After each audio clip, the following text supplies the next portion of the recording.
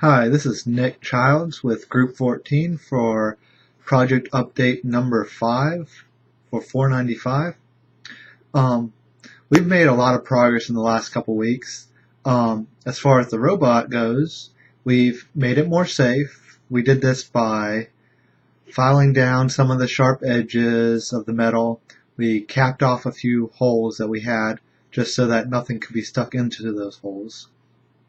Um, for the amplifier, we have been using an amplifier, the supplied amplifier, in the lab to control our servo motor. Well, we finally got the parts in to build our amplifier, and we built it, and it works great. We can now control the full robot totally from the Q4 board without any outside controllers. We also started building our feedback loop. We are having some problems with our motors not spinning at the rate that we thought they were going to spin at. We would supply a certain voltage and they would spin up, and then they would end up not staying at that current speed. It would go up, it would fluctuate pretty much. We get a slightly slower speed, slightly faster speed. And with our design, we can't have this. We have to get an exact speed to be precise. So what we decided to do is we're going to have some smaller motors connect to our bigger motors, and that'll give us a feedback voltage. And so then we'll be able to control, we'll have a desired voltage that we would like to receive from those, and then we'll adjust our main motor speeds so that we have a constant speed. We also added new wheels. Our old design had these big rubber wheels that they weren't good, but there was just a little bit too much play in them. And because of our design, we need to be really precise. So we got some more solid wheels that pretty much they're just more solid. They don't flop around like the old ones do, and we seem to get better results from them from our testing. The software side, we had to do a little bit of work on our software. Since now we have a feedback loop from the main motors with the little motors, we have to have a transfer function for those like we do with the servo motor. So currently we are working on getting a transfer function worked out so that we can determine what speed the motors are actually going at. We also tested our ball detection and gameplay state or programs. We pretty much acted like we were the both robots, and we let the computer try to play the game.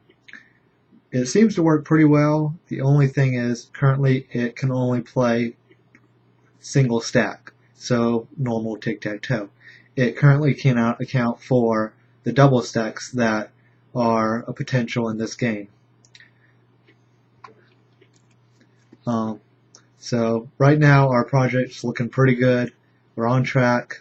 For next time, we have a couple things that will hopefully be done in the next few days so that coming the following week we will be able to finish up our project for good, and we should hopefully get some good results. The first thing we have to work on is our feedback loop. Our feedback loop, we are using the smaller motors like I said previously, and we have to mount them. So we've been currently experimenting with a few different ways to mount the motors.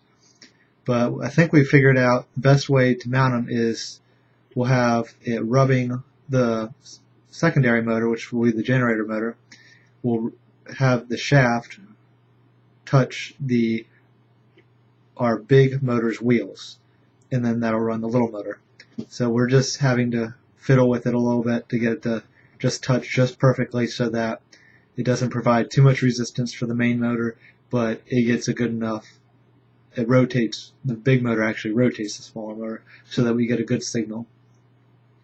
We also have to work on the transfer function. Currently, we tried kind of holding the motor to it, and we just kind of made a transfer function, and it worked, but we think when we mount them, it'll work better, along with we just have to tweak it just so it gets just right. The circuits. Currently, we only have the amplifiers for the main motors built onto a circuit board, and the amplifier for the servo motors is on a little Q4 or on a little breadboard. So we have to put them all onto one circuit board and mount it onto the robot. The only other thing we have to do is we have to get our gameplay has to get better. Currently, like I said, we can only play with single stacks.